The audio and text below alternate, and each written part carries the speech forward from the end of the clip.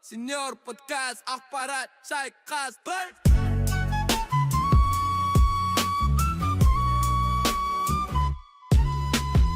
Былтырғы жылдың хиті Каздев болса, биылғы жылдың хиті Jobs to be done болады. Қазақтар менше өте жақсы маркетологтар болған. Всегда болады ол выгорание бір этапта. Бір жақсы бір сыйлық бар. Соңына дейін көргендерге. Подкасттың бірден мақсатын айтып кетейін, қонағымызды таныстырмас бұрын. Жалпы бізде байқаған тенденциямыз нарық, белгілі бір таңда кәсібилік, яғни профессионализм деген дүниеге енді бір үлгілер пайда болып келе жатыр. Именно мал средний бизнесті айтатын болсақ, мынау аты маркетинг екен ғой, мынаның аты коммерция екен ғой, мынау коммерческий директор деген түрі осындай болады, функционал осындай болады деген сияқты кейбір заттарда қалыптасып келе жатқан кезең болып жатқан сияқты. Біз себебі Пайпкет академиясында тікелей жабайы бизнесқа қарсымыз деп айтатын бір сондай ұранымыз бар. Соның аясында үлкен компанияларда маркетинг қалай жасалады? Үлкен компания енді относительно, әрине, белгілі бір таңда сандық болсын, тары болсын, меломан болсын, ол өңірдегі кәсіпкерлерге менің ойымша бенчмарк. Сондықтан да сол туралы сөйлессек, Салтанат ханым, өзіңізді таныстырып кетіңіз бір. Рахмет үлкен. Мен үшін үлкен мәртебе. Жалпы маркетинг саласы меніңше Қазақстанда, қазақ даласында тек қана осы тәуелсіздік алған жылдардан кейін ғана пайда болған нәрсе емес.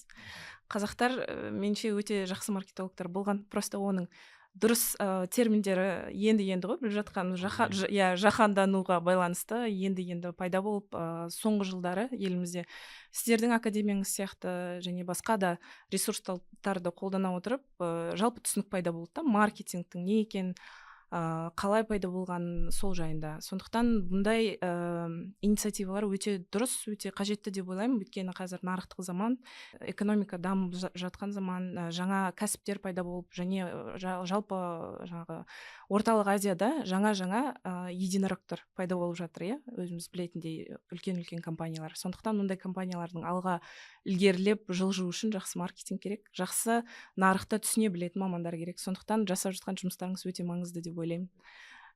Өзім жайлы айтатын болса, жалпы мен енді көбіне өміріміздің бәрі жұмыс болып кетті ғой. Мысалы, кімсің деп айтса қазір сразу өзің мамандығыңды айтасың. Маркетолог деген бірінші шығады. Не жаңалық деп сұраған кезде өзіңнің кейстарыңмен мақтану керексің, бір сондай заман.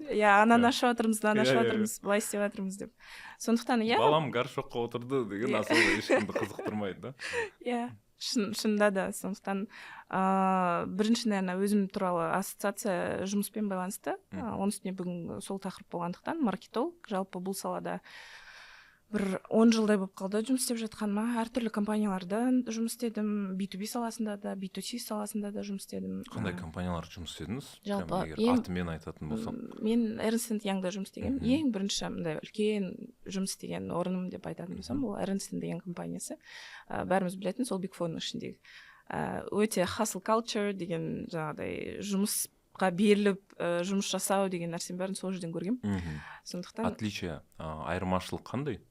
Сол жақтың бір мәдениетімен, және де сіз ол жақтан алған дүниелер қандай? Қазір мүмкін жұмысыңызда қолданып жатқан.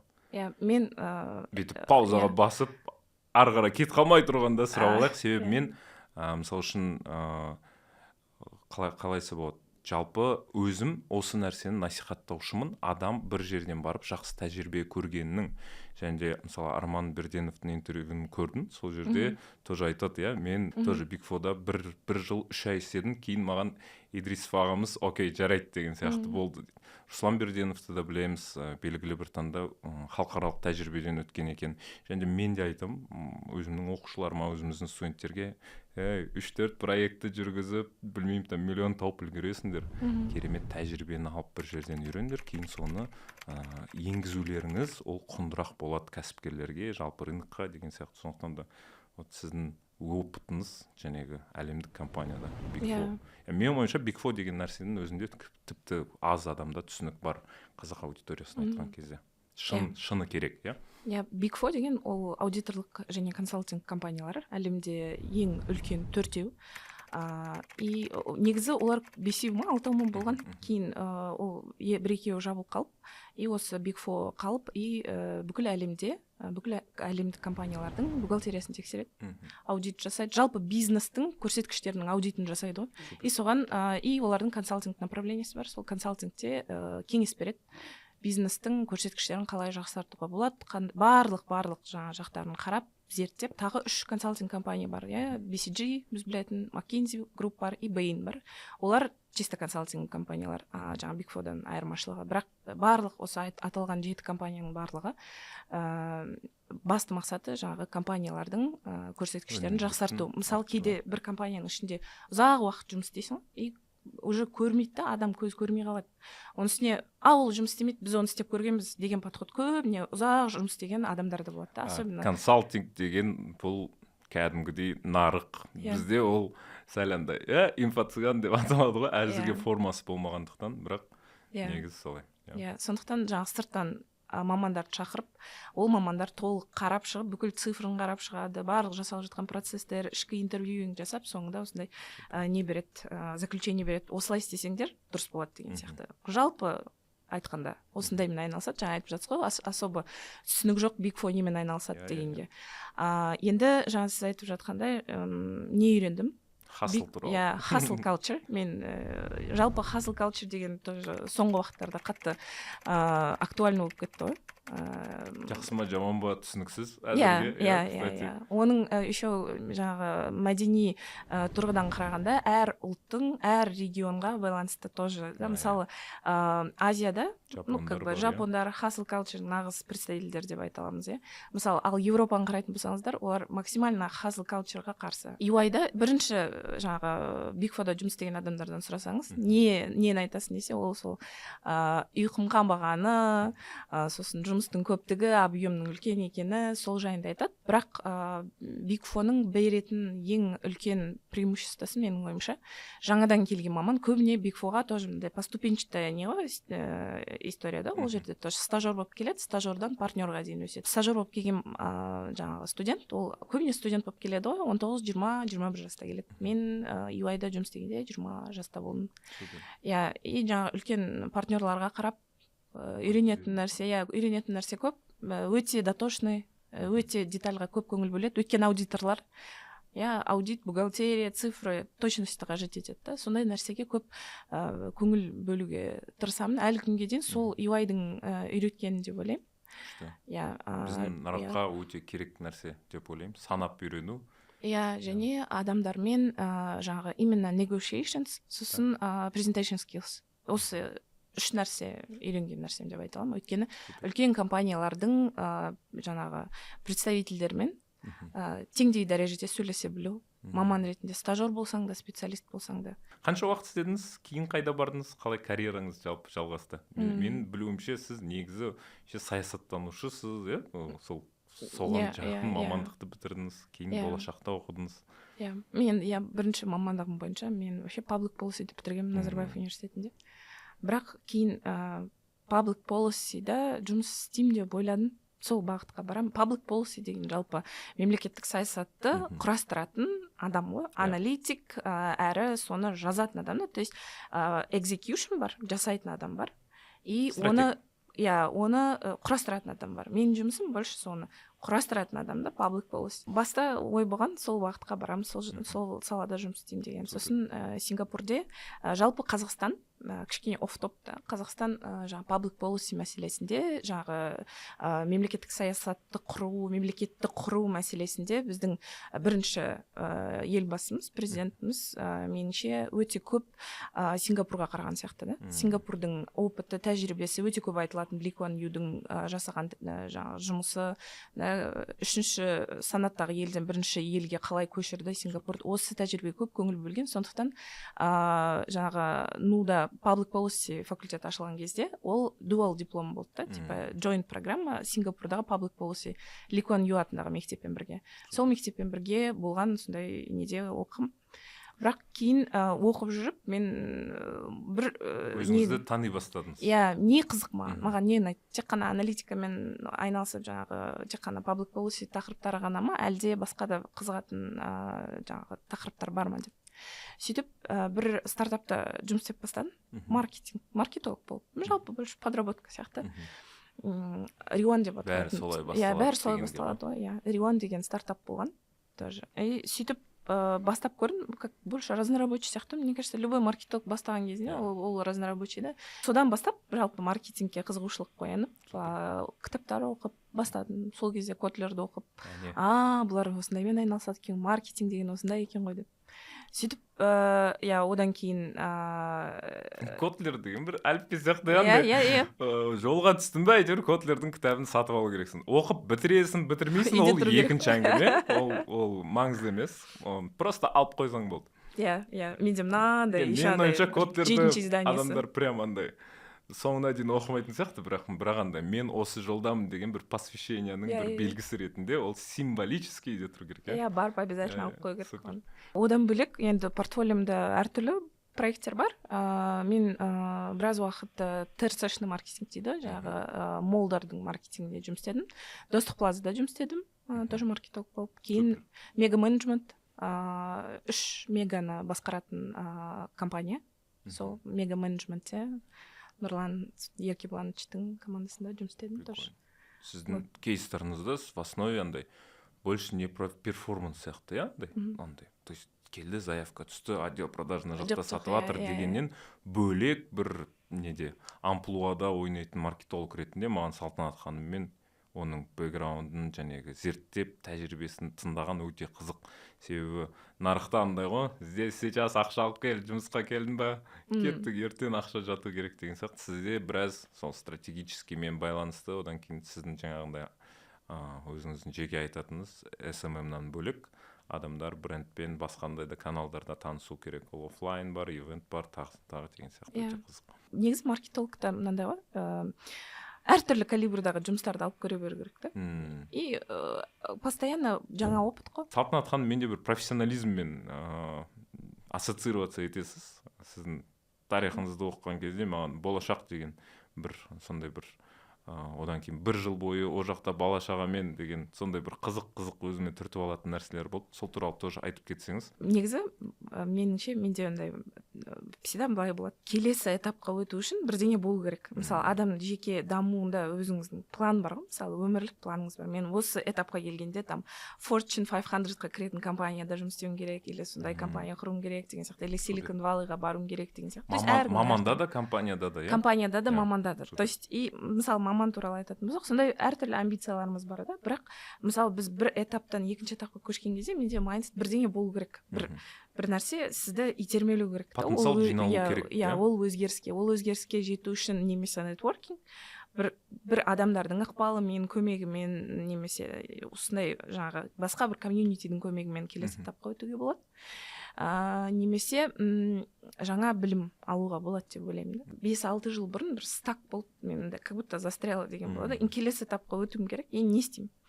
Сосын менде незакрытый гештальт болды. Мен айттым ғой, жаңа Сингапурде оқығам, бірақ ол Сингапурде бір ғана семестр болды да. И сондай незакрытый гештальт болды. Сосын мен маған оқуға түсу керек. Сөйтіп қарай бастадым, қандай программалар бар, не бар, қайда түсуге болады, жаңа болашақ роль туралы сұрап жатсыз ғой. И бірнеше программа бар. Енді точно өз ақшамды төлеп оқуға мүмкіндігі жоқ. Ол үшін ақшаны жинау керек. $20,000. Внушительная сумма кетеді. И мен қарай бастадым, тағы қандай возможность бар, тағы қалай баруға болады, бірақ өз ақшаңа емес. Чтобы сырттан финансирование қайдан алуға болады. Сосын ойланып, а почему бы нет? Неге болашаққа тапсырмасқа? Өйткені менде мынандай барып сол жақта қалып кетемін деген амбиция болған жоқ та. Болашақты қарай бастадым, и болашақтың өте жақсы стипендиясы беретін. Мысалы, өмір сүруге жеткілікті, толықтай жеткілікті да. И 5 жыл отработкасы бар, бірақ 5 жыл отработкасы маған мүлдем барьер сияқты көрінген жоқ та. Өйткені и так қайтып келем деген ой болды. Сондықтан бірінші университетке тапсырдым. Сосын университетті тоже таңдаған кезде менде мынандай запрос болды. Тек қана маркетинг стратегия емес, жалпы пиар тоже охватить етсем. Өйткені маркетингте өте тез өзгеретін сала ғой.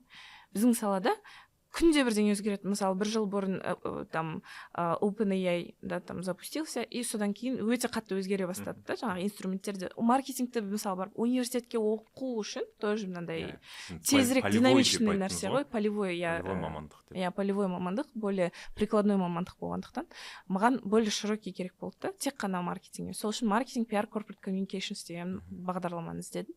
Сол бағдарламаны тауып, университетке тапсырып түсіп, оффер алдым да, сол оффермен болашаққа бардым. Оқу білім жолында жүрген адамдарға қандай нәрсе айтып кетер едіңіз? Кеңес ретінде бұл мысалы процесте прикладной жаңа көмек бере алатын нәрсе, бұл өз-өзін тануға арналған мысалы профессионалдық тұрғыда тесттер бар. Белбин тесті бар, мысалы, көбіміз білетін. Одан бөлек тағы да бірнеше профессионалдық тесттер бар. Сол тесттерді көруге болады.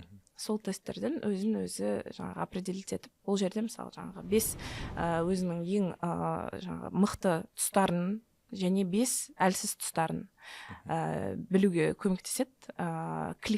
Клиффорд есімде жоқ, иә? Сол тест Галлап қой, иә. Сол Галлап тестін тапсыру өте маңызды деп ойлаймын. Содан бастауға болады да, как минимум. Содан дальше уже түсінесің, мынаған баруға болады, мынаған баруға болмайды. Әлсіз тұстарға қатты мән бермеу керек.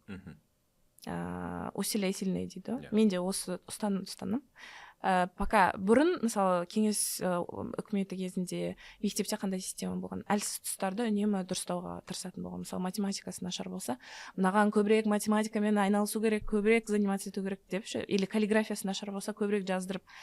Ал қазір подход басқа ғой, сол подходты дұрыс деп ойлаймын. Точка зрения зависит от точки сидения деген бар ғой. Мен бір нәрсе байқадым. Мен келіп тапсырғанда менде жаңа генератор идей, мыслитель дегендер топта болды. Условно, вклад деген бар, андай бір нәрсе өзіңе сохранить етіп жүресің, референстар. В общем, идея қатысты да, менде блогерский бэкграунд болғаннан кейін креативный такой. Бірақ мен қалай айтса болады, өзімді өзгертіп операционканың түбіне түсіп, былайша айтқан кезде условно должностной инструкциямен регламенттердің қалай жазылу керек, бизнес-процесс, карта-процесс деген не деген деңгейге дейін түсіп, хотя бы кемінде енді Google календар жүргізетін бір тайм-менеджменттен хабары бар адам болдым да. Ол нәрсе маған немен пайдалы болды? Мен өзімнің әлсіз тұстарымды белгілі бір деңгейге сәл көтеріп алдым да, условно айтқан кезде. Бірақ одан кейін әрине қайтадан өзіме келдім деген сияқты. Тоже енді сондай да бір нәрсесі бар екен менше. Мен де тапсырдым, мен де жақсы көремін осындай тесттарды, нені жалпы. Екінші этап ондай болса, ғашықтық деген тақырыпты егер отдельно бір идеология ретінде қарастыратын болсақ, сол нәрсені өте қатты сезем. Себебі бір емес бірнеше жерде, мен өзім жұмысымды қатты жақсы көремін. Мен және де менің командам бір идеологияның дамуына бір өзіндік септігін леп тигізіп жатыр деген сияқты бір нелер айттыңыз, пікірлер. Сол жайында айтып кетсеңіз, және де қалай вообще енді ақырындап сандыққа келуге болатын жер. Сандық бар, қазір сандық вообще неше түрлі болып жатыр, Марвин бар, тағысын тағы, кстати, өте қызық. Айтып кетсеңіз, сіз қандай недесіз ол жерде? Должность деп айта ма, қандай? Шен деп айта ма, қалай айтады оны? В общем, былай айтқан кезде, сіз кімсіз, сіздің өзіңіздің командаңыз бар, сіздің қазіргі рөлдарыңыз қандай? Сол туралы сөйлесіп кетейік. Салтанат ханым кешегісін тәлім тәрбие алдық деп ойлаймын. Белгілі бір деңгейде. Бүгінгі күні және де бүгінгі күні туралы. Жақсы. Жалпы мен Ақниет групп компаниясында жұмыс істеп жатқаныма 5 жылға таяпты. 5 жылда менде де біздің жаңағы әріптестерде де жаңағы негізін қалаушы шефтарда да компанияның ішінде де группаның ішінде де өте үлкен метаморфоздар болып жатыр да, өзгерістер болып. Қандай тұрғыда өзгерістер? Өте тез болып жатқан масштабирование, өте тез компанияның ішінде. Мен басында Ақниет групп компаниясына келген кезде мен фарм направлениесіне келгем. 3-4 айдан кейін жаңа фарм направлениемен жұмыс істеп жүрдім да, сосын бір күні шақырып, бізде тағы бір жоба бар негізі деп айтты. Бізде мейрамхана болған ол кезде, біреу ғана сандық болған. Сол сандық бар, енді бізде мынандай жоспарлар бар. Сен енді осы жобаға да қарап қой деп басталған бәрі. Бір көзіңді салып қарап қой. Біз скоро осындай ашайын деп жатырмыз, екінші нүктесін деп Түркістанда ашылатын болған. ашайын деп жатырмыз, соған көмектесіп жібер деп сөйтіп бастаған. Сосын оны аштық, артынан енді Алматыдан ашайық, Алматыдан сосын желтоқсанда Алматыдан аштық, сосын сөйтіп бүгінде міне енді бір айдың көлемінде Пекинде ашылуға дайындалып жатырмыз. Осы 5 жылдың ішінде тез өсті. Одан бөлек сандықтың қасында кішкентай болып, негізі тоже бір ғана нүктеден басталған. Дәл сандықтың артынан енді тары ашып жіберейік. Кофехана болсын, жастарға арналған, өйткені сандықтың концепциясы бойынша ол кішкене ауырлау, әлі шетелдіктерге, енді үлкен санаттағы премиальный мейрамхана болғандықтан барлығының қалтасы көтермеуі мүмкін. Сондықтан тарын жасақ кішкене қолжетімді болсын, әрі жеңіл формат болсын, әлі жастар келіп кофе ішіп, кішкене де болса біздің мәдениетімізбен жаңағыдай касание жасай алатындай болсын деген ниетпен ашылған жоба болған. Сөйтіп бүгін 21 ма? 20 ма қанша болып кетті? Өзімізде санын ұмытып қалдық қой. Сөйтіп 3 жылда өте тез өсіп, Қазақстанның шекарасынан асып, басқа мемлекеттерде ашылып, сондай үлкен жобаға ұласып, оның артынан қонақ үйлер ашылып, анау болып, сөйтіп сандықпен де айналысып жатқанымызға сол 5 жылға таяп қалыпты. Одан бөлек те жаңағы жобаның ішінде бірнеше кішігірім жобалар да бар. Пана бар, иә? Иә, пана бар, бұл енді тоже өз бетінше қазір дамып жатқан. Неймингті кім қояды? Негізі күшті неймингтер, андай бір неймингтерді естіген кезде бір іштен бір резонанс пайда болады да, и ал автоматически как-то жабысады, и уже бір родной, свой болатын бір атаулар тауып алады екенсіздер, иә, күшті ғой.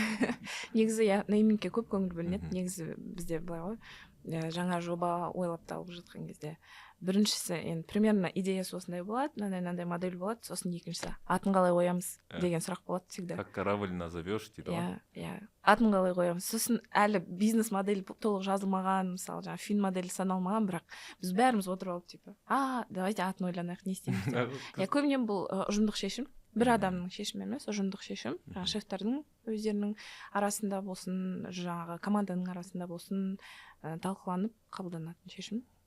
Әрқайсысы әртүрлі. Біреу ортаға мысалы идеяны қалдыру мүмкін, былай қояйық мүмкін атын. Профессионал ретінде сіздің компанияңыз, менің ойымша, нейминг деген дүниені бір маркетингтің бір маңызды бір бөлшегі ретінде қарастырасыздар, иә? Күшті.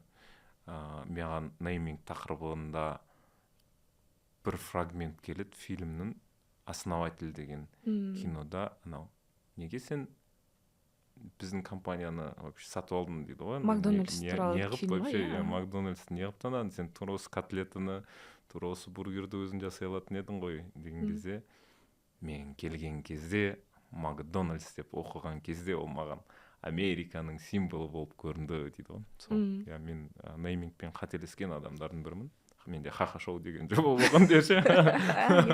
Ха-ха-шоу деп ештеңенің атын қоя алмайсың ғой. Сондықтан қателеспейін деп кішкене осы жол бір байып кетті деп андай сәл коворкингқа да анағанда киімге де келетін бір ат ойлап таптым. Прикиньте, сіздер қанша жыл бойы бір атқа жұмыс істейсіздер, қаншама трафик сатып аласыздар, просмотр сатып аласыздар, блогерлардың ойларын сатып аласыздар, и оны бір сен товарный знак қыла алмасаң, ол заттың бір құндылығы болмаса, менің ойымша неймингтің өзін өте бір отдельный ғылым ретінде қарастыруға болады сияқты. Супер. Енді сонымен сандықтың ішіндеміз әлі. Сандық групптың ішіндеміз. Идеологияға қатысты. Больше жәнегі стратегический и так далее деп атысы ғой. Мен мынандай сұрақ қойғым келді сізге. Мен жаңа «Мәдени майдан» деген кітаптың ішінде Ильяс Омаров деген бір персонажбен таныстым. Өзім өмірімде вау деп, осындай да адамдар бар екен ғой деп.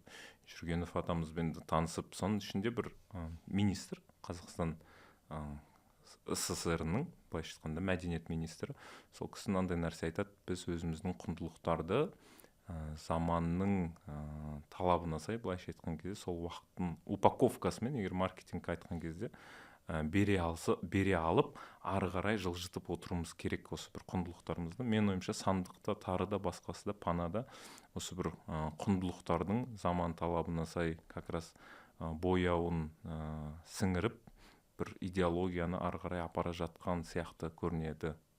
Инфраструктура жағынан андай, архитектураның өзі бір ой салады, и так далее. Сіздердің бір айтқыларыңыз келетін компания сияқтысыздар да. Вот қаншалықты вообще осындай бір идеологический миссияның дүниесі маркетологтың өмірінде болу керек. Қаншалықты ол сіздің күнделікті рутинаңызға күш береді, қайрат береді, жігер береді, мән мағына деп жатсыз ғой, мән мағына береді. Себебі бізде қазіргі жастардың бір проблемасының бірі бұл выгорание ғой. Жалпы бір мағына жоғалтып аламыз, андай өз үйім, өлең төсегім, дом двор деген мағыналарды бітіріп салғаннан кейін кішкене жоғалтып алатынымыз бар. Сондықтан да компания деңгейінде мүмкін кәсіпкерлерге бір миссия туралы, как маркетолог, мүмкін мамандарға бір осындай бір зат болу керек деген сияқты. Мен себебі сол нәрсеге айқын көзім жетті. Сіздердің компанияларыңыздан, сіздің жұмысыңыздан сол нәрсені көремін. Жалпы компанияның миссиясының болуы бұл тек қана сыртқы каналға ғана емес, жаңағы потенциальный клиенттерге ғана емес, бұл ішкі каналға да, ішкі біздің бірінші жаңағы очередь дейді, біріншіден жаңағы ішкі клиентіміз бұл біздің сотрудниктер, жұмыс істейтін, сол Сандық групп компаниясында жұмыс істейтін мыңдаған қызметкерлер бар, жаңағы өзіміздің қонақтарымыз бар, соның барлығына бір миссия айтылса. Жалпы негізі дәстүр деген кезде, дәстүр, қазақтың мәдениеті деген кезде ескіліктің белгісі ретінде дәстүр десе бірден сондай ассоциация болған да. Бірақ дәстүрде өте әдемі заттар көп қой. Мән мағынасы өте жоғары, терең заттар көп та. Әр дәстүрді қазақтағы бар ашып қарасаңыз, не деген смыслдар жатыр да ішінде. Сондықтан бірінші жаңағы мақсатымыз, миссиямыз бұл сол дәстүрге қайта ғашық қылу адамдарды. Ішкі сыртқы клиенттерімізді ғашық қылу, қайта қызығушылығын ояту, мәдениетімізге жаңағы біріншіден жаңағы көбіне айтамыз ғой, Сандық бұл тек қана асхана, мейрамхана ғана емес, жалпы бұл үлкен миссия деп. Музей деген сөз естідім сіздің аузыңыздан айтпақшы. Иә, мейрамхана, музей, мұражай ретінде жаңағы жасалған көп сандықтарымыздың ішінде біріншіден Алматыдағы сандық, Абылайхандағы сандық мұражай ретінде жасалған, өйткені ол жерде тарихи жәдігерлер Қазақстанның түкпір-түкпірінен жиналған. Шынында да оны мысалы қолдан жасалған дайын заттар емес, шынымен іздеп жүріп 17 ғасырдан табылған құмған болуы мүмкін, немесе арнайы табылған ер-тоқым 18 ғасырдағы деген сияқты шапандар ілініп тұр 16 ғасырдағы. Оның бәрі бостан-бос жай ғана реквизит ретінде ілініп тұрған жоқ. Ол көрсінші осы біздің көбіне жаңағы кеңес дәуірінен кейін қалған түсінік, қазақтарда ремесло болмаған. Қол өнер өте аз болған. Бұлар отырықшы мәдениет қатты дамымағандықтан, ондай өнер қатты дамымаған, бұлар көшпенді халық болған деген сияқты түсініктер дамыған. Индейц болып деді. Иә, кішкене ондай қатты дамымаған деген түсініктер болды. Мысалы, Италияны айтатын болсақ, Италияның мәдениеті деген сияқты, қол өнер деген нәрсені, жаңағы живопись деген нәрсені сол елдермен ассоциация бар да, бізде ондай жоқ сияқты. Бірақ мысалы жаңағы 16 ғасырдағы бізде ілініп тұрған шапанды қарап көрсеңіз, не деген жұмыс саны, қолмен жасалған жұмыс, немесе ер-тоқымдардағы ою салынған, ол өте үлкен мәдениет. UX дамымаған кезде деген сияқты. Мәдениеттің белгісі, қолөнердің белгісі, және бізде ол өте дамыған болған. Тек қана ол емес, барлық тұрғыдан. Сондықтан сандықтың үшін біз осы сезімдерді, жаңағы дәстүрге, мәдениетімізге деген махаббатты 5 сезім арқылы оятуға тырыстық. Жалпы жобаның жаңағы ДНК-сында 5 senses деген инструментті қолданамыз. 5 сезім мүшесі арқылы. Тыңдаңыздар деп же. Қазір курс болады. Сол 5 сезім мүшесі арқылы біз жалпы толық қазақтың мәдениетіне қазақтар болсын, шетелдіктер болсын, соларды полностью жаңағы погружать ету да, сол жаңағы сезімдерге. Ән болсын, мысалы сіз тыңдайтын плейлист сандыққа келіп, ол плейлист арнайы жинақталған, өте ерекше жаңағы уникально жазылып алынған әндер болуы мүмкін. Мысалы Мадина Ералиеваның жаңағы эксклюзивный әндері бар, Әміре Қашаубаевтың Париждегі ән айтқан түпнұсқасы, мысалы осындай нәрселерді, мысалы ән бар, енді тағам, дәм, ол түсінікті, тағамды көп айтылды. Баласын соғысқа жібергендегі жегізетін тамағы деген кезде ойланып қалғансың ғой, ойбай, сондайға дейін бар ма не деп. Көбіне енді мысалы ойлауы мүмкін, бұл байка өздері ойлап тартқан деп, шын мәнінде жоқ. Бұл үлкен этнограф ғалымдардың зерттеуінен туған нәрсе. Ол жерде ойдан шығарылған нәрсе жоқ, барлығы шында да солай сақталған.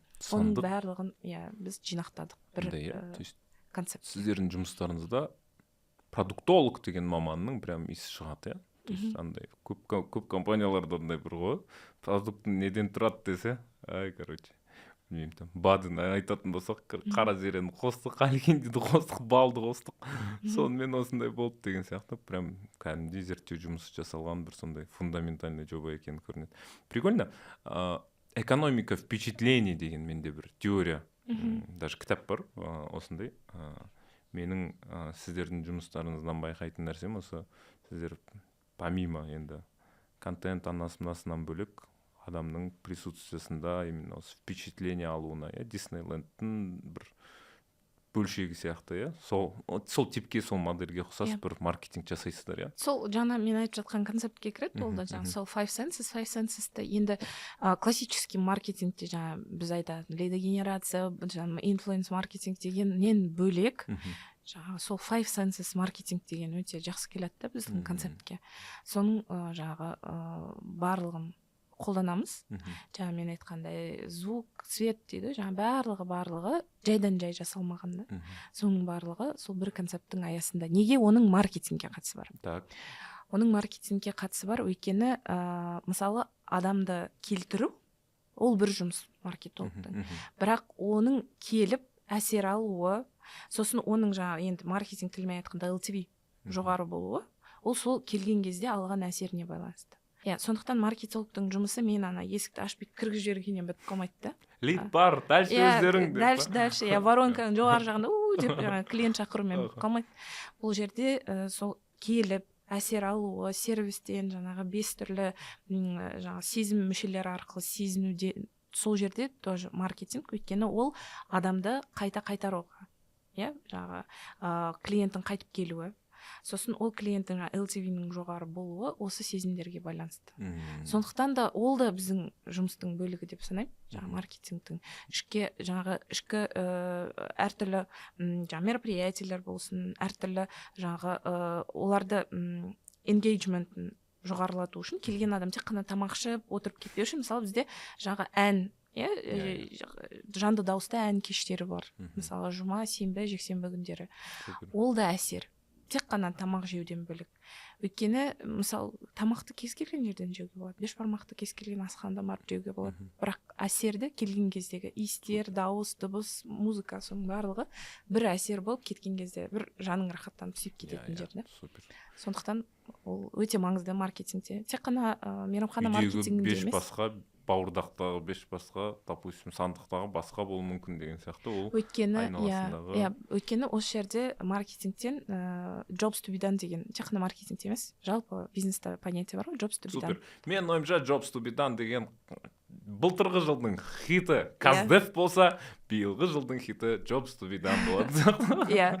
Сол хит бойынша жалпы кез келген жаңағы бизнестің болсын, мейрамхана туралы айтып жатсақ, мейрамхананың болсын, әрқайсының өз jobs to be done бар да.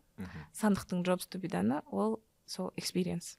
Jobs to be done деген нәрсе бұл адам сіздің өніміңізді былайша айтқанда жалға алады, бір мақсатын орындау үшін, бір конечный продуктын алу үшін, және де ол не всегда функциональный, тамақ туралы ғана емес болуы мүмкін, бұл белгілі бір деңгейде эмоционалды деңгейде, жаңағы сезім мүшелері сіз айтып өткен әсері туралы, және де мүмкін біреуге социальный валюта ретінде мен сандыққа бардым деп, күшті керемет.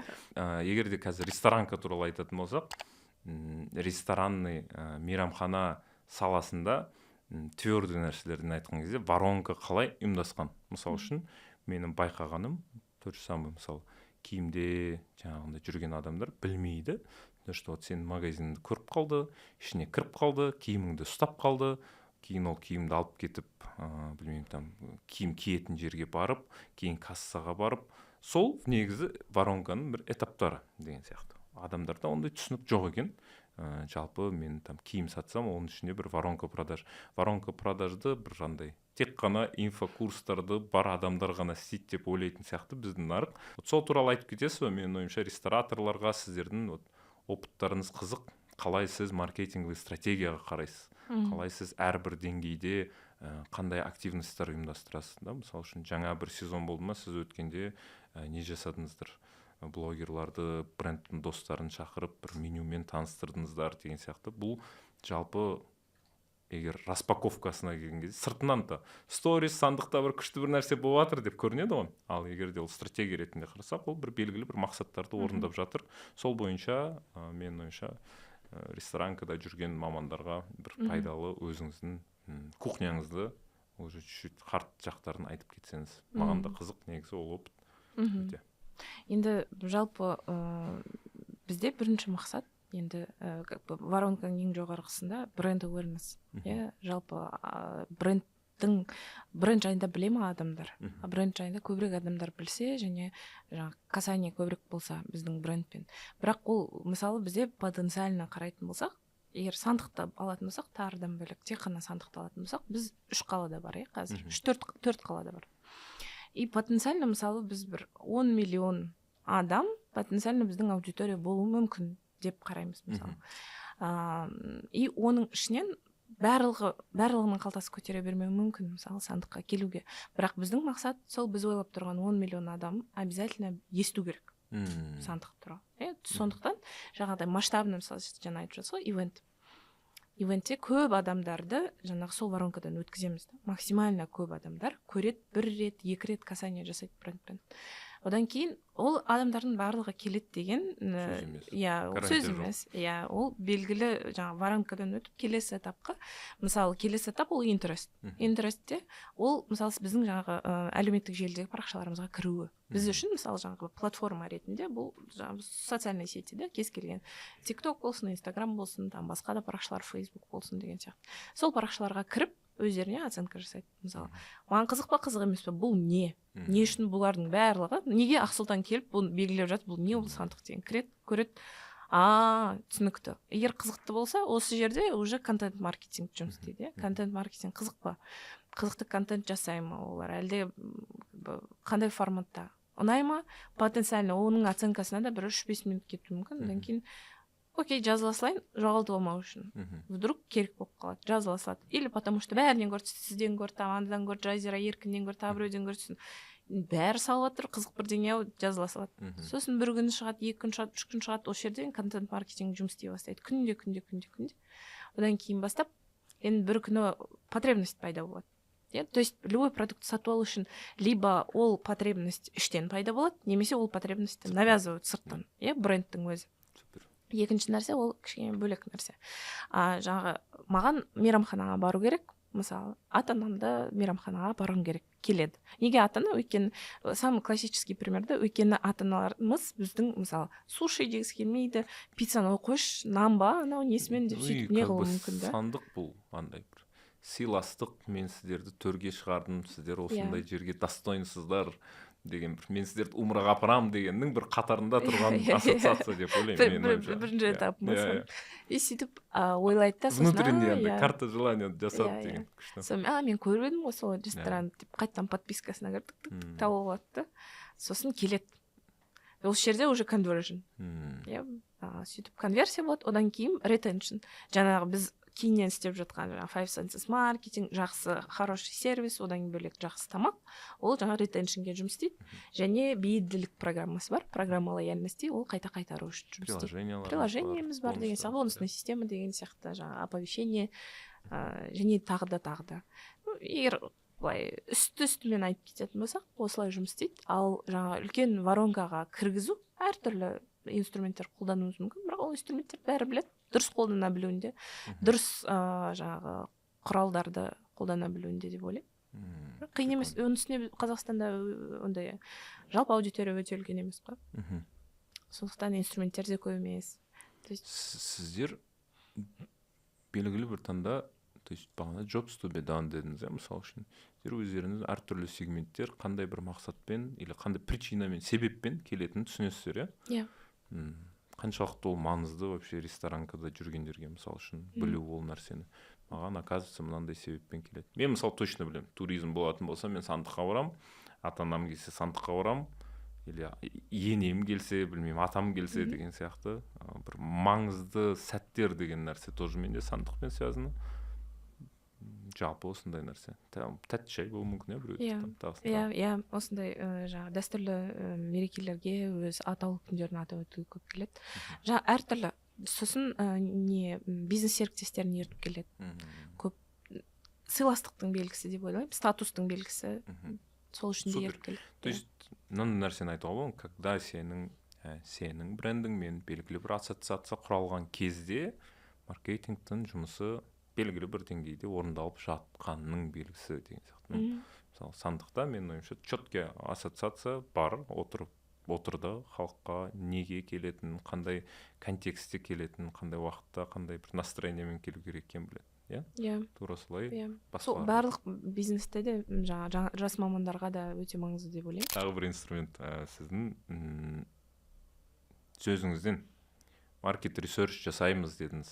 Егер де бір белгілі бір жаңа точка ашу керек болса, ол жерге қалай ол инструмент іске асады, қандай бір формасы бар. Себебі маркет ресерч деген бұл белгілі бір таңда зерттеу жұмыстары.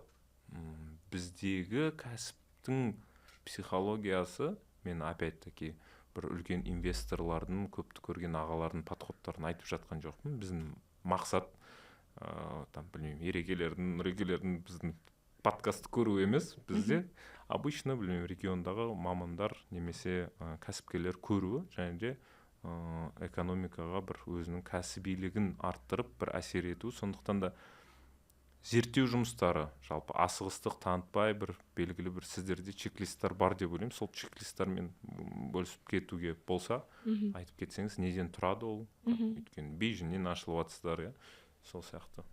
Как минимум басқа қалалардан ашылып жатсыздар. Енді жалпы маркет ресерч қана локейшн скаутингқа ғана қажет емес. Жалпы көптеген жаңағы бизнестің мақсаттарына көмектесе алады. Ең басында сол жаңа нүкте ашылу болсын, мүмкін жаңағы товардың ассортиментный матрицаға жаңа товардың кіруі болуы мүмкін, тоже осындай продукт маркет ресерч қажет етеді. Егер мысалы твердый жаңағы инструменттер туралы айтатын болсақ, жалпы маркет ресерчті екі түрлі инструментпен жасауға болады. Ол методпен. Ол екі метод quantitative и qualitative метод деп аталады. Quantitative ол числовой опрос. Quantitative. Көптеген жаңағы sample size дейді. Мысалы бізде жаңағы Қазақстанда 18 миллион адам тұрады, Сол 18 миллионнан мысалы бізге all population. Оның ішінен бізге sample алу керек. Белгілі бір жаңағы выборкаға sample алып, сегментті алып, бірақ ол сегмент біздің жаңағы потенциальный бизнесіміздің потенциальный аудиториясының көрінісін табу керек. Ол sample-дың ішінде. Сол sample-ды алып, содан тікелей сұрау. Бірақ жаңағы ол sample үлкен болу керек. Sample size valid болу үшін ол результаттар. Біз қабылдай алуымыз үшін. Мысалы, мынандай мақсаттарды қалай орындайсың, допустим, чтобы конкурентный анализді провести, к примеру. Сөйтіп өздерінен сұраймыз, и сосын жаңағы sample size үлкен болғандықтан более или менее valid результаттарды алып, сосын оны зерттеп, бірақ ол нені жасау үшін, quantitative анализді жасау үшін бізде не болу керек, гипотеза болу керек. Бостан бос құралмайды ол сұрақтарды опростың. Сначала гипотеза құраймыз. Жаңа подкаст бастамай тұр, біз келесі аптада Таразда ашылатынымыз туралы сөйлесіп жатырмыз да, жаңа. И сол Таразда айтып жатыр, ой, удачный екен мына локация деп. Мына жерде парк бар дейді артында. И сосын жаңа бір көше төмен, основной жаңа ресторандар орналасқан көше бар деп жатыр да, бірақ біз орналасқан көшеде ешқандай жаңа мейрамханалар жоқ деп. И мысалы бізде гипотеза, мысалы парктың қасында болу, жаяу жүргіншілердің көңілін аудару мүмкін. Сондықтан бізге екі өтетін көшенің екі жағында да үлкен светящийся вывеска керек бізге. Мысалы жаңағы гипотеза ғой, парктың қасынан өтетін адамдар бізге кіру мүмкін деген сияқты. Сондықтан гипотезаны жазып алып, кейін сол өздерінен сұрап, и кейін мысалы жаңағы анализін жасаймыз да, и результаттарына қарай, мынау мынандай, мына гипотеза подтверждается, мына гипотеза не подтверждается деген сияқты. Ол quantitative метод. Ол кез келген нәрсеге қолданылуы мүмкін. Жаңа мен айтқан тек қана location скаутингте емес, жаңа бизнестің ашылуында да, мысалы жаңа направлениенің ашылуында да. И qualitative метод. Qualitative метод бұл one-to-one интервью да. Мысалы осылай потенциально, мысалы ойлаймын, мысалы Ақсұлтан біздің аудитория. И мен отырып, мынау қалай, мынау ұнай ма, мынау ұнамай ма, қалай барасың, қалай шешім қабылдайсыз, қалай жалпы қалай өтеді мына воронка, да, и жаңа customer mapты жасаймыз. Бұл енді прям кәдімгідей отырып сөйлесу форматында, немесе это групповой интервью болуы мүмкін, немесе осылай сөйлесу мүмкін. Бұл qualitative метод деп аталады. Бұл метод тек қана маркетинг ресерчта қолданбайды, жалпы ресерчтің методы ғой. Кез келген нәрсені, әлемдегі кез келген нәрсені зерттеуге осы екі метод қолданады. Үшінші метод бар, observation. Бұл сырттан бақылау деп аталады. Өздерінен сұрамайды, тек қана сырттан бақылау. Бұл методты мысалы ритейлде көп қолданады. Камера іліп қойып. Индитекста мысалы жасырын камералар бар. Мысалы ретінде Индитекс бұл жерде басқа сетка болуы да мүмкін. Поток қалай жүреді, трафик магазин ішінде қалай жүреді, түстерге қалай қарайды, нені ұстайды, нені ұстамайды, сейл деген нелерге қарай ма, қарамай ма, мысалы жаңағы значоктарға. Мысалы кірген кезде трафик оңға жүреді, как бы обычно. Солай ма, сол маршрутын бағыт-бағдарын Магнум есіме түсіп отыр. Былай қарай бар. Соның ыңғайына қарай жаңағы полкалар, рейлдар қойылған да. Ол observation метод. Осындай 3 метод бойынша жасалады. Бізде де солай. Бізде обычно сандық болсын, меломан болсын, кез келген жоба болсын. Жалпы енді кейде глубокий ресерч жасаймыз. Мысалы, жаңа өткен аптада мысалы маған мынандай тапсырма келді. Бізге жаңа ассортиментный матрицаға жаңа брендтер енгізбекші. Ол брендтерді бірақ біз түсінуіміз керек қой, оған спрос бола ма, болмай ма? Меломанда мысалы. Оған спрос бола ма, болмай ма? Аламыз ба, алмаймыз ба? Ол өйткені бізге коммерциялық тұрғыдан как бы выгодно болу керек. Оны сатылу керек, ол спрос болу керек. Сондықтан оны қараймыз. Жаңағы просто жаңағы observation барлық нелерде, платформаларда сатыла ма, сатылмай ма? Google Trends или Яндекс.Стат тоже көруге болады. Көбіне жақсы информация береді, мысалы спрос жайында. Сондықтан оның инструменттері көп. Кез келген біздің бизнесте жаңағы жобалардың барлығында қолдануға тырысамыз мүмкіндігінше. Кейде әрине біліп тұрсақ та, мысалы, бұл жерден трафик өтпеуі мүмкін деп ойлап тұрсақ та, басқа да бизнестің метрикаларына бұл мысалы локейшн дұрыс келіп тұрса, әртүрлі жаңағы факторлар бар ғой, маркетингтен, трафиктен бөлек. Онда аламыз. Значит, бұл жерде біз маркетингке көбірек көңіл бөлуіміз керек, өйткені уже органический трафик өтпейді. Сондықтан біз оны paid трафик дополнительно алуымыз мүмкін деген сияқты. Супер. Аудиторский көзқарас, как минимум, сондай ғылыми көзқарас бір көріпкелдіктен сақтайды, кәсіпте. Окей, хорошо, супер. Мен жас мамандарға мынандай бір кеңес берем. Жалпы маркетологта бір аудитор деген бір қабілет болу керек. Кіріп, не істеп, оған қалай баға беріп деген сияқты дүниелерге қатысты. Бірақ деген нәрсе бар. Сіздің тәжірибеңізге, жұмыс істеген орындарыңызға қарай, бірандай, мен осы компанияға барғым келеді деген бір осознанный выбор сезіле ма, білмеймін, бірақ рынокта өкінішке орай андай да. Мысалы, біз өзіміздің курста белгілі бір инструменттерді оқытамыз. Мамандардың калибрлары көтеріледі, кейін нарыққа шығады, нарыққа шыққаннан кейін андай реальностьпен сталкиваться етеді да. Ол жерде жаңағындай мен аудит жасайын, анализ жасайын, воронкаң не болып жатыр деген сияқты дүниеде бір кішкентай осындай бөгеттер кәсіпкерлердің мүмкін несіне бюджет мәселесі болуы мүмкін. Мүмкін бюджет мәселесі мүмкін. Көкжиекте вообще ондай данный жоқ, то что вообще жасалу керек деген сияқты. Сондықтан не бойынша, неге андай вообще не істеу керек мамандардың? Давайте содан бастайық. Рыноктың проблемасы. Біз екеуміз как осы бір салада жұмыс істеп жүрген практик ретінде жас мамандар жақсы компанияларға жұмысқа тұру үшін қандай моментті шешуіміз керек қазір, немесе олар не істей алу керек? Себебі біздің студенттерде, допустим, экзистенциональный кризис басталады оқудан кейін, кейбіреуінде, себебі біз Jobs to be done, CGM барлығын дүниесінде практикадан өткізіп, емтихан тапсырып, диплом бергеннен кейін олар келіп рынокқа, мысалы үшін сол білім деңгейімен, реальностьпен кішкене бір буксовать етіп қалатын деңгейлер бар. Не істеу керек? Кәсіпкерлерді үйрету керек па? Жоқ деп, білмеймін, собеседованияға барып, бір HR департамент құрылған бір компанияға бару керек па? Немесе, білмеймін, маркетингті қойып бір Салтанат Нұржанованың ассистенті болам деу керек, не істеу керек деген ғой. Қалай ойлайсыз өзіңіз ол кісілерге не айтар едіңіз? Жалпы бизнес бизнестің жаңағы ондай нәрселерді білуі, метрикаларды білуі, жаңа маркет ресурстың қажет екенін білуі, бұл енді нарық қой, жаңа өзіңіз айтып жатқандай, нарық енді қалыптасып келе жатыр әлі процесте. Бірақ соңғы жылдардың трендіне қарасақ, жалпы енді өсіп келе жатыр осведомленность, ондай нәрсені түсіну, хотя бы как минимум 1-2 кітапты оқыған да бизнес туралы. Там богатый папа, бедный папа там деген сияқты кітаптарды оқыған бар ғой предпринимательдер. Сондықтан бұл жерде дәл қазіргі моменте бұл андай поэтапно ұзақ комплексный негізі кішкене ары жылжу керек сияқты. Наполеон Хилдан самый богатый человек в Вавилониядан қарағанда кішкене хард кітаптарға барыңыз да өтініш деп ше. Иә. И сондықтан бұл комплексный процесс қой. Комплексный процесс. Біз мамандар ретінде нарықты жаңағы құраймыз. Және жаңағы работодательдер, компаниялар да сол нарықтың белгілі бір бөлігі ретінде олар да белгілі бір трендтерді задавать етеді да. Сондықтан бұл ондай бірге қол ұстасып жүретін процесс.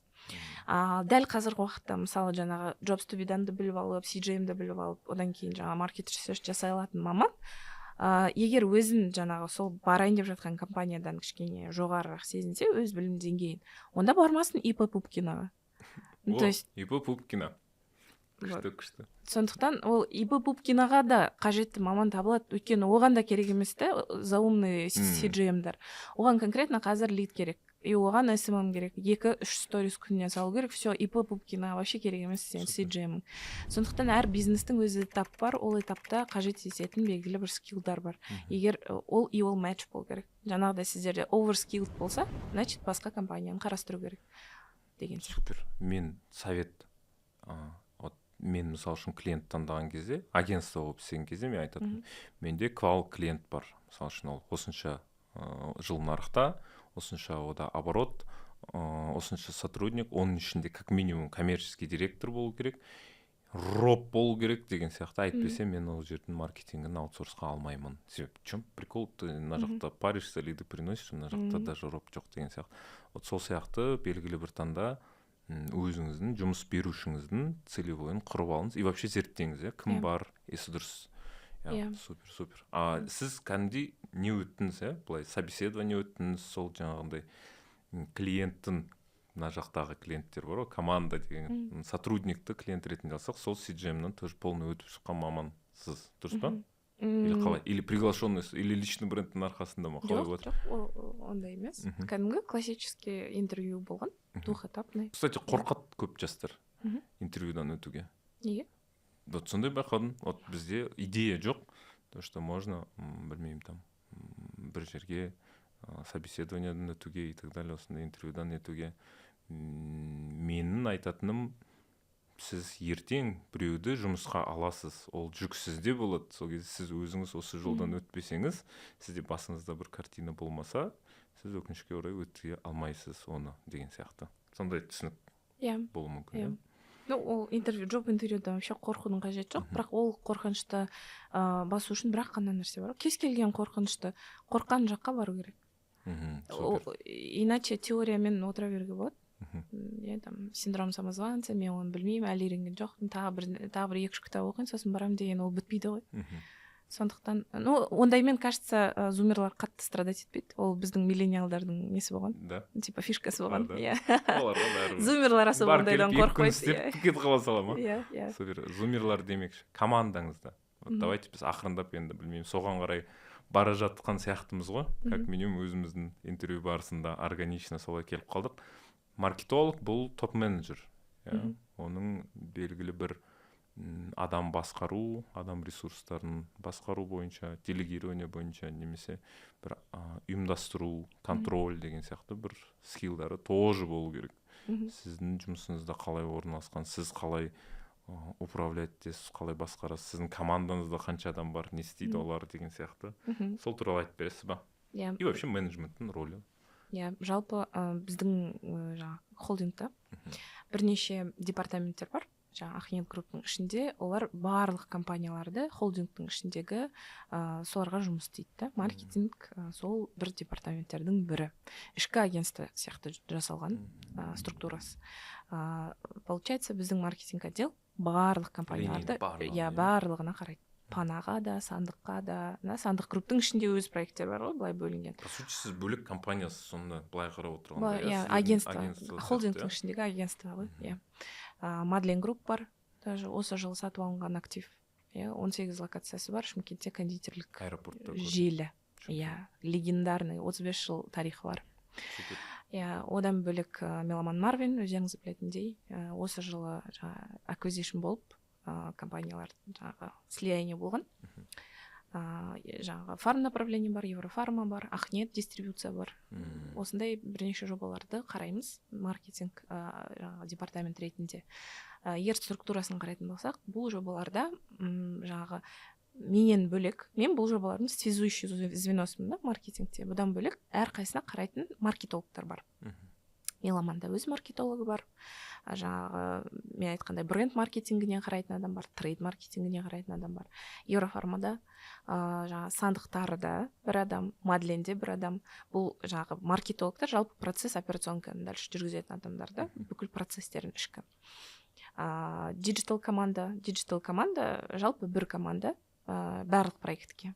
Бірақ әр проект әртүрлі, жаңа сіз айтқандай. Хориканың диджиталы басқа, оған басқа таргет керек, оған басқа коммуникация керек, мысалы. Ритейлда бұл конверсионный компаниялар, например, диджиталда вложили, получили деген сияқты. Одан бөлек SMM команда, SMM әрине бөлек. Әрқайсының өз SMM бар, өйткені өте үлкен жобалар, әрқайсына мен бір SMM ондай объемда алып жүре алмайды точно. Одан бөлек пиар. Және де қандай CRM маркетинг бар, тоже диджиталдың ішіне кіреді. Осылай бөлінген, жалпы команда қатты үлкен емес, объем өте үлкен. Әрбір адамда өте көп процесстер байланысқан. Как успеваете? Қалай үлгересіздер? Частичкалардың барлығын контролировать етуге. Инструментарийлар бар ма? Бар. Енді классический project менеджменттің инструменттерін қолдануға тырысамыз. Жақсы инструменттер қазір шығып қалды. Көп жеңілдетеді жұмыста. Жаңа айтып жатқан жасанды интеллекттің өзі. Мысалы, мен өзіме недавно, конечно, но бір 4 апта бұрын ба, примерно Read Notes деген AI инструментті таптым. Бізде өте көп Zoom звоноктар болады. Zoom болсын, Google Meet, видео звоноктар көп болады да, собраниялар. Өйткені команда өте шашыраңқы әр қалада, бүкіл Қазақстанның әр түкпір-түкпірінде. Сонда бізде офлайн кездесуден бөлек онлайн кездесуіміз көбірек болады да. И онлайн кездесуде жалпы бұрын естеріңізде мынандай маман болатын еді, шеф протокол деген. Отырып алып, анау былай деді, Ақсұлтан былай айтты, Салтанат былай жауап берді деген сияқты. Бар компанияларда. Бірақ қазір оларды өте жақсы алмастыра алатын инструменттер жасанды интеллектте пайда болыпты. Сол Read AI барлық екеуміздің сөйлескенімізді 5 минуттың ішінде жазып алады да өзіне, синтездап. Сонда мынандай саммари береді 3 бетке. Ұзақтығына байланысты әрине. Мысалы, бірақ біз 1,5 сағат сөйлессек, ол 3, 4, 5 бетке андай саммари береді. Ол мындай емес та. Просто андай расшифровка емес, причем типа дәл қазір айтып жатқаныңызда емес. Ол ойланып, маңызды буллеттарды құрап, и ол айтады, соңында еще не келіскенімізді, қандай дедлайндар бар екенін, кімнің жауапты екенін, не дейін жазып береді. То есть шеф протоколдан да не next level да ол. Мен аны көріп таңғалдым. Сосын мен айтатым да, мына шеф протоколдар жұмыссыз қалатын болды ғой деп. Бірақ біз үшін өте жеңілдетті да осы жұмысты. Өйткені собрание өтті, бірақ кейде болады. Мысалы, жазған адам жазып алды задачаны. Өз картина мирасынан бірдеңе. Иә. Өзі басқа бірдеңе ойланып, кофе ішіп отырды да, ол собрание бірдеңе қалай түсінді, солай жазып алды. И оны потом, мысалы, собранияның протоколын құрау үшін қайттан мен отырып, или мен көмекшім басымыздан алып, оны қайттан или қайттан көріп шығып, ана записьті сөйтіп жазу керек қой. А тут 5 минутта PDF-пен еще скачать деген басасың, сразу еще жоғарысында собраниеге қатысқандар деген тізім болады еще былай. Кім қалай Zoom-да жазылған, солай жазады аттарын. И сол сияқты әртүрлі инструменттерді қазір в поисках. Курсымызға енгізіп қояйық біздің методологтарға. Бізде студенттермен тікелей эфирлар болып отырады, соның конспектісі ретінде тоже как вариант берейік деп өзіңе тапсырма беріп жүрген подкастта отырып Битриксқа жазып қойыңдар деп па? жазып қойыңдар, ертең тексеремін деп. Иә, сондай инструменттер Сосын бізде жаңағы project менеджменттен бөлек жаңағы автоматизацияға көп көңіл бөледі. Жалпы холдингте жаңағы шефтер тоже постоянно іздеп жүреміз да, қандай инструмент бар, тағы қалай жақсартсақ болады деген сияқты. Жақында бір тоже кездесу болған, жиналыста даже шефпен отырмыз, тағы не істеуге, қалай автоматизация жасауға болады маркетингті, қалай мына отчет жасаймыз ғой, енді осындай істелді, мынаны істедік, осындай продажа болды, бүйттік деген отчет болады, әр айда тапсырамын.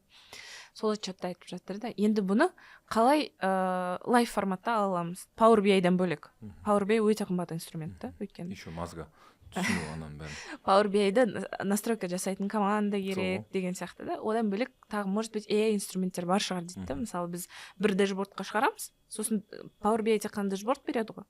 Мүмкін инструменттер бар шығар біздің жаңағы жіберілген рекламный кампанияларды анализ жасап и улучшение беретін дейді да. Мысалы, бар ғой, ол по идее метаның рекламный кабинетінде бар, ол айтады, рекомендация береді сізге, расширить там платформы деген сияқты айтып тұрады, или бюджетіңді өсір деп. Бірақ мүмкін одан да бөлек креативке анализ жасап бере алатын платформа бар ма екен деген сияқты. Біз қазір өзіміздің LTV-ді сондай бір нәрседе көргіміз келеді. Адамдарды оқытып жатырық, оқытқаннан кейін сол платформамен жұмыс істей алса, егер де кейін ол нәрсені компанияларға салсақ. Солай полностью клиентский путьты оцифровка жасап, соның бәрін көріп, әр жаңағы жасалған қадамды оцифровка жасай алсақ деген ниет бар да. Сондықтан негізі инструменттер өте көп, просто білу керек. Және нарыққа қарап жүру керек деп ойлаймын. Мен как минимум соңғы айды соған жұмсап жатырмын да, бос уақытымда сондай инструменттер іздеп жүріп, сол жаңа Ridey ғой. Сол сияқты қазір іздеп жатырмыз. Тағы да Қазақстанда да бар екен сондай жаңа сервистер. Клиентский опытты жақсартуға деген сияқты. Өнер, білім бар жұрттар, тастан сарай салғызған деп Ыбырай Алтынсарин айтады ғой. Ар жақта мынандай дүниелер болып жатыр екен. Сол маркетологтарда как раз таки сол ноу-хаудың барлығына әкелетін бірден бір, менің ойымша, мамандар, как вариант. Біздің үмітіміз көп сіздерге. Тем более елімізде жасанды интеллект министрлігі құрылайын деп жатыр, сондықтан өте маңызды тақырып. Сіз өзіңіз белгілі бір нишадан белгілі бір нишаға ауысқанға окейсіз да, то есть допустим, сандықтан қазір меломанның бір новый опытын, бэкграунд, вот осы кезде қандай бір нәрселер болады? Адам нишасын ауыстырған кезде, немесе нарыққа бір жаңа дүние келді, сол кезіндегі бір ескі мышлениясын қалай лақтырады, қалай бір өзгерістерге бір не болуға болады, жұмсақ болуға болады деген сияқты. И как бы немесе екінші жағы бар ма? Бір саланың қазып, соның эксперті болып, штучный продукт дейді ғой, сол саланың, именно ресторанка болса ресторанка. Допустим, қай подход туралы сіз, екеуіне де көз қарасыңыз қандай, сол нәрсе тоже қызық сізден есту. Гений аутсайдер деген кітап бар ғой, тоже жалпы нон-фикшнның классикасы саналатын. Сол гений аутсайдерда мынадай идея бар ғой, дайверы и сканеры деген. Дайвері бір салаға кіріп алады да, и соның соңына дейін қаза береді, әбден маман болғанша. И сканерлар бір саладан екінші салаға, немесе бір шаруадан екінші шаруаға ауысады, бәрін біледі, но поверхностно. Бұл адамның меніңше мінез құлқына өте байланысты да. Бірақ маркетологтар априори, мне кажется, көбіне сканерлар. Дайвер болу үшін жалпы маркетолог дайвер болмау керек деген түсініктемін. Өйткені маркетинг жаңа айтқандай өте тез өзгеретін салада. Сондықтан егер қатып, сол бір саланың ішіне кіріп алып, сол баяғы 20 жыл бұрын Котлердің айтқанын айтып, соны істеп отыра беретін сала емес та. И ниша алмастыру жаман процесс емес деп ойлаймын. Неге жеттік біз бағанағы әңгімеміздің барысындағы айтқан сіздің басшыңызбен белгілі бір қарым-қатынасқа, жалпы адамға немесе біреу компанияны армандайды, біреу, допустим, адамға бару мүмкін, біреу бір миссияның өзіне сүйіктісіне бару мүмкін, вообще лидердің болғаны, немесе экологичный отношение құралу өз басшымен, өзіңді өзін былайша айтқан кезде доказывать етпей, при этом қандай форматтар сіздердің жұмыстарыңызда айқын көрінеді, қалай коммуникация құралған басшылықпен и так далее. Себебі біз айтамыз, маркетолог ол кәсіпкердің уәзірі сияқты деп ше, біз енді өзімізге көп ал сөйтіп айтамыз. Көп аламыз да, солай айтамыз. Сол қаншалықты рас, немесе қаншалықты бұл миф деп па? Сіздерде қалай жұмыстарыңызда жалпы Салтанат ханым не дейді сол туралы? Мен ойымша маркетологтың бір рөлі бар сияқты все равно. Кейде личный психологы да болып кетесің деген сияқты ғой, шефіңнің деген сияқты. Сіздерде қалай? Біз осы мәселе жайында тоже сөйлескенбіз осы жылдың басында. Как раз acquisition болып жатқан кезде бір әңгіме болған шефпен. Сол кезде айтып жатырмыз да, біз енді 4-5 жылда уже түсіндік қой, ол түсінді мен қалай жұмыс істеймін, мен білем қалай тапсырманың келетінін, не туралы айтып жатқанын, енді полуслова болмаса да енді не туралы меңзеп тұрғанын біле аламыз да. И осы тарапта айтып жатыр да, даже синергия өте маңызды, синергия в общем өте маңызды дейді. Жаңағы бір волнада болу, бір құндылықтарды бір көзқарасты бір тарапқа қарау өте маңызды.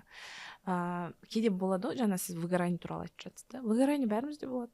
Шын айтқанда 5 жылда тем более бір ұжымда жұмыс істесеңдер, ол всегда болады, ол выгорание бір этапта все маған ұнамайды ештеңе, все маған процесстер ұнамайды деп сөйтіп шығатын кездер болады. Бірақ сол кезде осы жаңағы қарым-қатынас өте маңызды да, өйткені кейде осылай жеке отырып сөйлесіп не үшін жасап жатқанымыз, қайта есімізге түсіріп мақсаттарды, мысалы, көзқарас, қайда кетіп бара жатырмыз, қайда жүгіріп бара жатырмыз, кетіп бара жатқан жоқпыз, қайда жүгіріп бара жатырмыз, соны бір еске салу, осындай ашық әңгіме өте көп көмектеседі. Сосын маған бір жақсы әңгіме айтып өтті осы сол кездесуіміз кезінде, жаңағы жылдың басында. One-to-one әңгіме болған. Жалпы осы жұмыстың барысы, темпі жайында менде келгем, шаршадым, менде выгорание деп сондай әңгіме болған. Сол кезде айтып өтті, бір жақсы сөз, жалпы жалғыз өзің жасағаннан, кез келген нәрсені жалғыз өзің жасағаннан, ұжым болып бірігіп жұмыс жасағанның берекесі болады. Сондықтан біз барлығын бірігіп істейміз, кез келген жоба болсын. И сол бірігіп жасаған нәрсе жақсы результат береді. Сондықтан сен бізбен бірге бол, бірге біздің жұмыстарымызбен, біздің жобаларымызбен бірге бол, осыларды бірге алға жылжытайық, дамытайық. Осындай мақсаттар бар, мынандай миссиямыз бар. Бұл тек қана коммерциялық жобалар емес. Негізі кез келген біздің айтып жатқан жобалардың артында үлкен миссия бар. Жаңағы алдында да сұрап жатыр, не үшін Меломанды сатып алып, неге acquisition болды деп та, өз бетінше өте жақсы компания, 30 жыл тарихы бар, өз аудиториясы бар. Керемет компания, барлығымызда ол компанияның потребителіміз, кастомер, келіп жүрген мен жақсы көретін сетка, бірақ бұл жерде үлкен маңызды нәрсе, неге деген сұраққа, бұл біздің миссиямыздың бір бөлігі саналады. Өйткені кітап, education, бұл soft power ғой. Сондықтан дұрыс бағыт бағдар беру, кітап мәдениетін қалыптастыру, оқу мәдениетін қалыптастыру, білім алу деген сияқты, біліміңді шыңдау деген сияқты біздің мақсаттарға, жаңа ұрпаққа білім беру деген сияқты мақсаттар миссияның айналасына өте жақсы келетін бренд Меломан. Сондықтан да осы жобаны тоже өзіміздің портфельге қосуға шешім қабылданған біздің басшылық тараптан. Сондықтан біз үшін өте үлкен, өте маңызды жобалардың бірі. Сіздің айтқан сұраққа қайтып келетін болсақ, жалпы енді гармония өте маңызды, искренность өте маңызды, және егер жаңа қарым-қатынас жайында болса, менің өзімнен жеке беретін кеңес, менің қағидам кез келген нәрсені ашық айту. Егер мен бұл дұрыс емес деп ойласам, мен айтпай қалмаймын, обязательно айтам.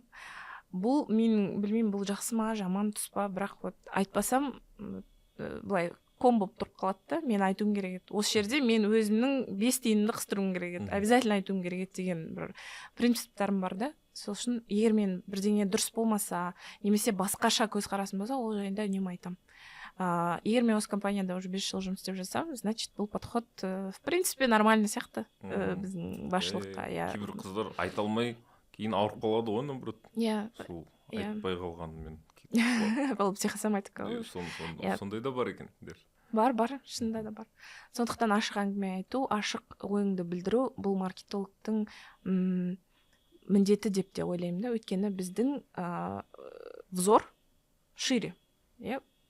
Біз көп инфоповодтарды қараймыз, клиенттермен көбірек қарым-қатынас жасаймыз. Первая линия ғой, енді бізден де жақын әрине розничный каналда жұмыс істейтін сатушыларымыз бар, немесе жаңағы хорика болса, это официанттар болсын. Бірақ келесі ол біз әлеуметтік желілі болсын, басқа да әртүрлі құралдар арқылы қарым-қатынас жасаймыз да біздің клиенттермен. Сондықтан біз көбірек білеміз. Сондықтан біліп тұрып айтпай қалу бұл жаман нәрсе да. Сондықтан ашық әңгіме айту, өз ойыңды білдіру бұл маркетологтың тікелей жаңағы обязанности деп ойлаймын. Жеткізу басшылыққа, жаңағы генеральный директор болсын, акционерлер болсын, айтып жеткізу өте маңызды деп ойлаймын. Сіздерде сондай мәдениет бар, культура? Менде бар. Сізде бар. Мен өз қағидаларым сондай. Мүмкін мінезім сондай. One-to-one кездесу ол да жұмыстың бір бөлшегі, да, как вариант еще. Кейбіреулер, кстати, вот это отделяют. Вот, типа, мен басшылығымен барып, ужин или завтрак ішіп, белгілі бір индивидуальный план сөйлесу деген сияқты нелер, бұл тоже профессионализм. Бізде меніңше мүмкін тоталитарлық болған жүйенің әлі де лебі бар сияқты да. Басшылықпен өте қатты не бар, субординация. Ол дұрыс нәрсе, субординация, жұмыста субординация болу керек, бірақ қатты қынжылып өз ойын ашық айта алмау бұл жақсы нәрсе емес та. Барлығы в рамках дозволенного, бірақ бұл нәрселер өте жақсы көмектеседі да, жаңағы процесске дамуға, компанияның дамуына бірінші очередь. Сондықтан тем более маркетолог болып, жаңа айтып отырсыз ғой, енді қолбасшысы немесе қалай дедіңіз, уәзірі деп мен қатты көп алмай қоймын, бірақ енді основной ключевой фигуралардың бірі әрине коммерческий департаменттің басшылары бар, коммерческий директор, тоже одна из основных фигур, маркетинговый директор. Кейде бұл екі адам бір адам болуы мүмкін, кейде маркетинг директор мен коммерческий директор бір адам, кейде бөлек болуы мүмкін, объемына байланысты жұмыстың. Бізде прямо айтамыз, міне СММ-сің ба, потом вот маркетолог, одан кейін не коммерческий, одан кейін білмеймін, там бір жердің руководитель болып қалуың мүмкін, допустим. Солай выстраивай свою карьеру деген сияқты принциптер видение беруге тырысамыз. Сондықтан оның бәрін білу үшін жалпы барлық департаменттердің жұмысында қалай жұмыс істейтінін білу керек та. Маркетолог өз жұмысымен ғана былай шектеліп қалмай, лидін санап, СММ жасап қана емес, жалпы басқа департаменттер қалай жұмыс істейді, цепочка қалай жұмыс істейді, логистическая цепочка қалай жұмыс істейді, товар қайдан келеді, қанша уақытта келеді, қайда складқа қанша уақытта қабылданады, қанша уақытта магазиндерге кетеді, сосын оны қанша уақытта полкаға қойылады, ол полкадағы ана коммуникация қанша уақытта ауысады, мерчендайзерлар қалай жұмыс істейді, іліне ме, ілінбей ме, полка дұрыс тұр ма, дұрыс тұрған жоқ па, торговый пространство дұрыс қолданылып жатыр ма, әр тұрған площадь ақша тауып жатыр ма, тауып жатқан жоқ. Соның барлығы в конечном итоге өйткені коммерческий результатқа әсер береді. Коммерческий результатқа жауапты коммерческий директор, маркетинговый директор, финдиректор емес. Маркетинг директор мен коммерческий директор. Оныкі түскен ақшаны санау. Иә. Хотя көп компанияда финдиректор өзін примерно былай қояды. Деп бит таслап. Супер. Мынандай нәрсе. Кстати, біз басында айттық қой, маркетинг деген бұл қазақтың ДНК-сында белгілі бір таңда бар деп ше. Мен кеше данный оқыдым, там 1930 жылдары Мәскеуде өткен 10 күндік болған кезде Темірбек Жүргенов қазақтың жаңағы бишілерін, әншілерін, жаңағы театрын барлығын алып, біз деген жұрт бармыз деп бір брендинг, national брендинг жасаған. Сондай 10 күн кейін ар жақтағылар қазақтар бар екен ғой, условно бедуин емес екен ғой деген сияқты бір кейін біздің тәуелсіздік алуымызға да үлкен әсерін берген дейді да. Мен енді ол жолды оқып отырып, біреу үшін ол мәдениет майданы, мен үшін ол таза маркетинг қой, короче, андай адамдардың үстіндегі көйлектерінің, оюларының, упаковкасының, музыкасы барлығы сіз айтқандай. Сол туралы айтсақ, қазір жаһандану бір белгілі бір таңда жақсы примерлар да бар. Қазақтың мамандары, қазақтың компаниялары, даже өздеріңіздің там әртүрлі елдерден, мемлекеттерден ашылып жатсыздар деген сияқты басқа бір мысалдарда сіздерді о Starbucks'та очередь жоқ, бізде очередь бар деген сияқты бір мысалдарды айтады. Жалпы қазақтың әлемдік деңгейге шығуы, ол жердегі профессионализмнің рөлі, маркетологтардың рөлі, және де вообще бір уақыты туып қалды ма өзіңіздің бір сараптамаңыз эксперт ретінде, және де осы бағытта не айтасыз біздің көрермендерге? Өйткені андай өзімнің районымда бір нәрсе ашып алып сол 25 миллион оборот жасап отырсыз деген сияқты бір мақсаттардан көбірек нәрсе қалаймын да. Себебі сіздердің жұмыстарыңызда, сіздердің компанияларыңызда сіз бір кірпіш болып қаланып жатқан жерде ол нәрсе жан-жақтылық сезіледі да. Идеологияға болсын, мәдениетке болсын, адамдармен жұмысқа болсын и так далее деген сияқты. Иә.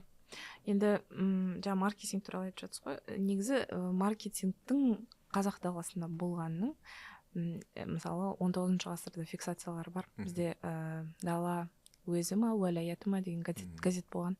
Сол газетте ең бірінші жарнама пайда болған екен. Бір бай өзінің жылқысын, отар жылқысын сатам деген объявление берген екен. Бірінші. Точно не помню. Кім екені есімде қалмапты, бір оқығам. Бірақ сондай жарнамалықтай блок болған да. Сондықтан бұл маркетинг бізге 21 ғасырда анау Америкадан или UK-дан келген нәрсе емес. Жалпы маркетинг болсын, жаңағы брендтердің, дұрыс айтасыз, тек қана өз уровеньде осы 25 миллион оборотпен қатып қалу деген мақсат болмау керек. Барлығында өте бір масштабный ойлар, масштабный цель қою керек та. И оның орындалуы амал табылады, жол табылады. Кез келген нәрсенің айтады ғой, типа бірдеңеге жеткің келсе, егер сен оны ойлай алсаң, значит сен оны жасай аласың. Ағылшынша күшті звучит негізі. Бірақ дегенмен, ой сондай да. Сондықтан кез келген жаңа қазақстандық калибрдегі компаниялар болсын, қазір жаһандық нарыққа бүйтіп сынаги кіріп жатқан компаниялар бар, қазақстандық компаниялар. Мен күшті мысал ретінде айта алатын бір компаниям бар. Мысалы, Cerebro деген стартапты білетін шығарсыз.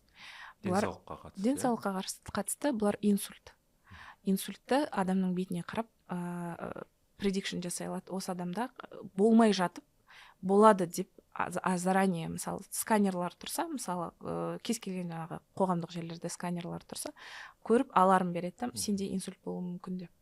Инсульт Қазақстандағы, тек қана Қазақстанда емес, әлемдегі бір өте үлкен проблемалардың бірі де. Денсаулықта жасы ұлғайған сайын оның шансы көбейеді инсульт алудың.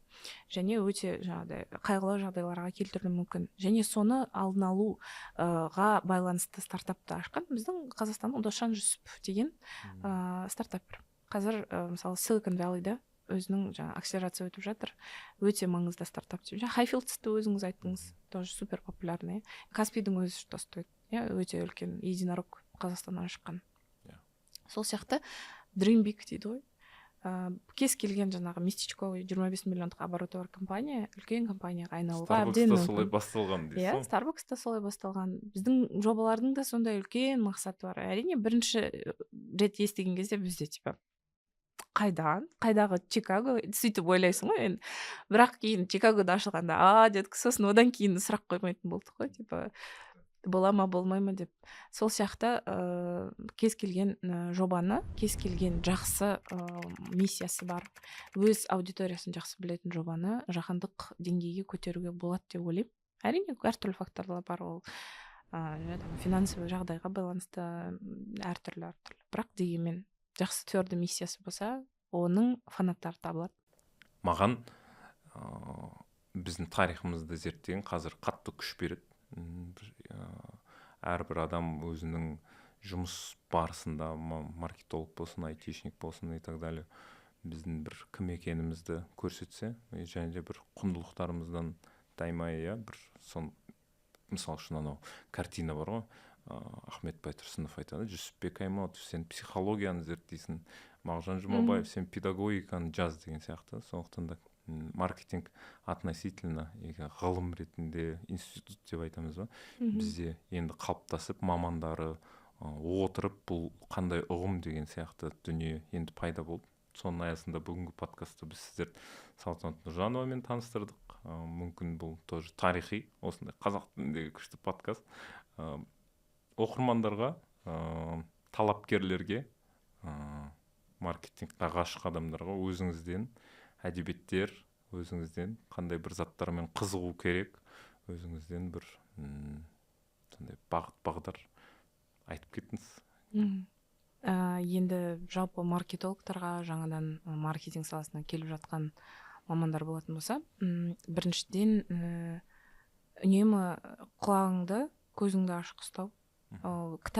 кітап оқу, список книг деген ол само собой болатын нәрсе да, оны и так оқисыздар әртүрлі саладан, ол само собой. Бірақ маркетинг ол күнделікті болып жатқан нәрселер, күнделікті өзгеріп жатқан жаһандық нәрселер. Мысалы жаңа не знаю, президенттің посланиесі болды, маркетолог, оны біліп көруге міндетті. Мысалы мысалы 2 аптадан кейін Digital Bridge деген үлкен конференция болады Астанада.